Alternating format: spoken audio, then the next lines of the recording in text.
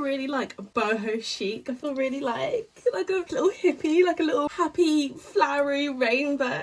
England is finally getting summer and I'm freaking loving it. Also, I just cleaned my ear out, like cleaning the earwax on my ear, and now I'm half deaf and I don't know if I've like closed my ear shut by accident. So if I yell at any point during the video, I'm sorry, I just can't hear myself talk properly. So yeah. Hey, what's up you guys? Welcome back to my channel. Let's talk about syphilis. Let's talk about syphilis. Let's talk about all the bad things and the bad things that maybe. Let's talk about syphilis. So if you didn't get that, we're going to be talking about syphilis today. So syphilis is an STI, which is a sexually transmitted infection. So the infection is caused by a bacteria called Treponema pallidum. Treponema pallidum. I have probably butchered that, so you can just look here and just make up your own pronunciation for it, I guess.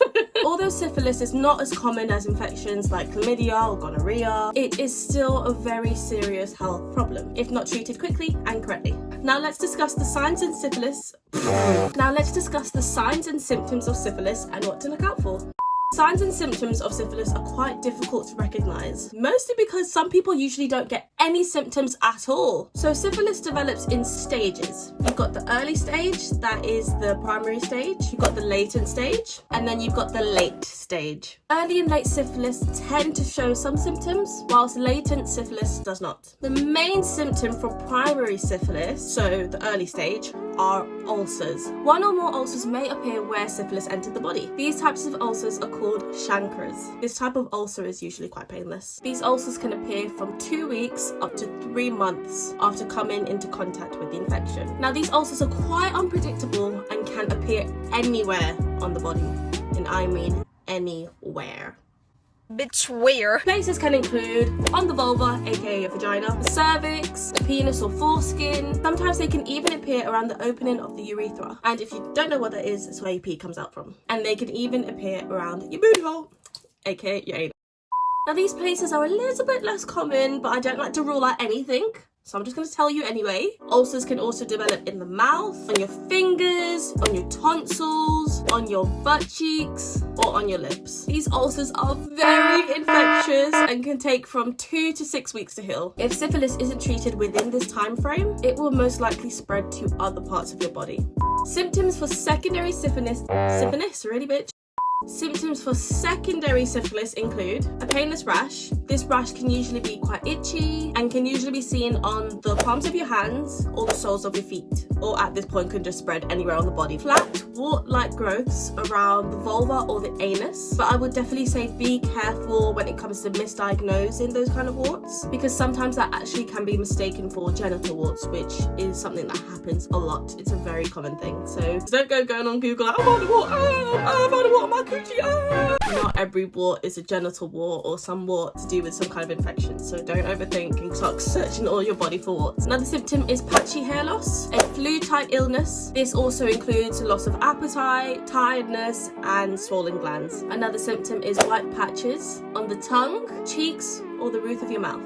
Now the third and final stage of syphilis is latent syphilis. When syphilis is left untreated, without any signs or symptoms, this is known as latent syphilis. If syphilis is left untreated for several years, it can start causing serious damage to the brain, heart, nervous system, and even your bones. Now I just want to stop and quickly say, if any of the following scenarios I'm about to say apply to you, I would highly recommend getting tested right now, like immediately, as soon as you can. You and your sexual partner may think you have one or a few of these symptoms. You've recently had unprotected sex with a new partner. A person that you've had sexual contact with discloses that they've had syphilis in the past, or they have syphilis, or they have any kind of infection for that matter. And if you're pregnant or planning on getting pregnant. Now let's discuss how syphilis gets passed on. So the most common main way for syphilis to get passed on is sexual intercourse, hence why it is a STI. This includes all the sexes, so oral, anal and vaginal. But there are of course other ways that syphilis can be transmitted. These include contact with the ulcers of somebody carrying syphilis, sharing sex toys, so by this I mean you really should be cleaning your sex toys before and after sex, or even to the point where you have to put some kind of protection on them if you're having sex with a new partner, because if you're sharing sex toys toys with someone who has syphilis or any kind of infection, you are most likely going to catch that infection. So just make sure you're either putting protection on your sex toys or just make sure you are definitely cleaning them before and after any kind of use with them. Another way to transmit syphilis is by injecting, so sharing needles with people. This usually includes some sort of use, so I'm not going to talk too much about that as I do not condone that.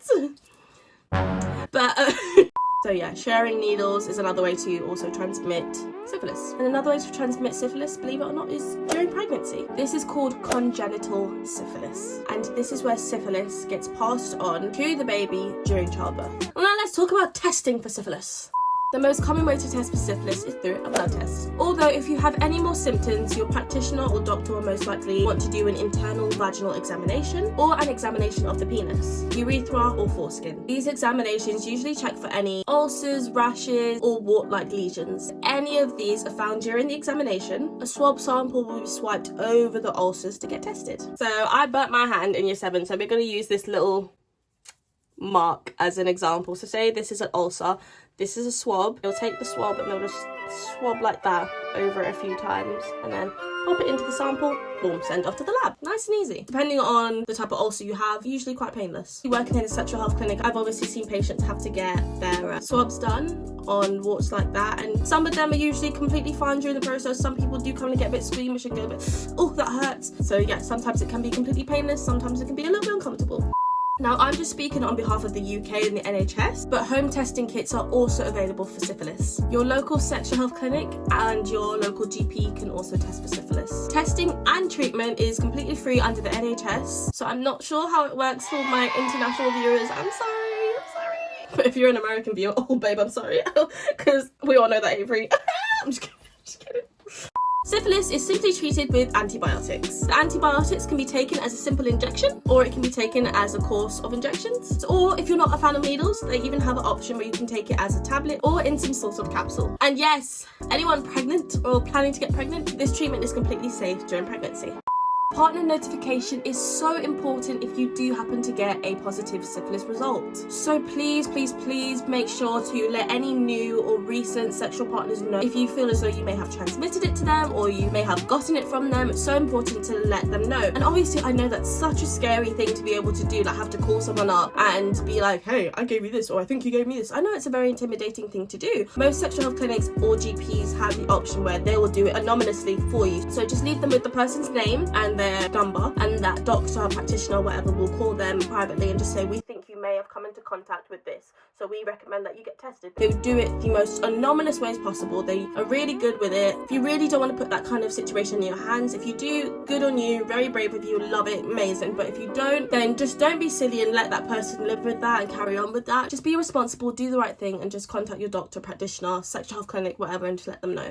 So that's pretty much what syphilis was, but I just really want to quickly obviously shed the importance of protection. I know it doesn't feel as good without the protection. At the end of the day, would you rather feel good for a couple minutes, or would you rather live with an infection and then have to either live with that for the rest of your life or go out of your way and have to go get tested and get blood tests and get your penis or your vagina all poked up and then go for all of this and that, booking an appointment, especially nowadays trying to book an appointment with a GP or whatever is bloody impossible in the UK nowadays. It's just this whole cycle you don't want to have to go through when you simply could have just avoided all of that by putting a condom on. I'm not going to act all innocent myself and say I use a condom every time, but this job and this career has definitely awoken me and made me realise a lot of things and realise that it's best to just simply wrap up. I'd rather wrap up, have sex, and not have sex at all. Anyways, you guys, I'm off. I'm gonna go treat myself to a lovely breakfast at the bakery. So I'm gonna go for a nice little drive on this beautiful summer's day. And I hope you guys enjoy the rest of your week. And I will see you next week for next week's video. And I already have it planned, so I really hope you guys enjoy it. But I hope you enjoyed this week's video. Don't forget to watch my previous video on pet peeves. I think you guys will love it. I just want to thank you for being here. If you're watching this, thank you for subscribing. Thank you for tuning in, for being so loyal and supportive. I appreciate it. And I'm so grateful for you. I love you guys. Bye.